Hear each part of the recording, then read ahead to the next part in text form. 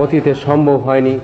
স্বৈরাচার এরশাদের আমলে ১৯৮৬ সালে যখন সংসদ নির্বাচন হয় তখন বিএনপি নির্বাচন বর্জন করে, কিন্তু আওয়ামী লীগ সেই নির্বাচনে যায়। আওয়ামী লীগের সঙ্গী হয় জামাত। ওই নির্বাচনে জামাত স্বাধীন বাংলাদেশ দাঁড়িপাল্লা প্রতীক নিয়ে প্রথমবার নির্বাচন করে। এতে 10টি আসন পায়। এর ফলে কি হয়? এর ফলে এরশাদের সামরিক শাসন বৈধ হয়। সাংবিধানিক ও রাজনৈতিক বৈধতা পায় জামাত। ফলে আওয়ামী লীগের সঙ্গে জামাতের সদস্যরা এক ছাদের নিচে বসে সংসদের আইন তৈরির ছাড়পত্র পান।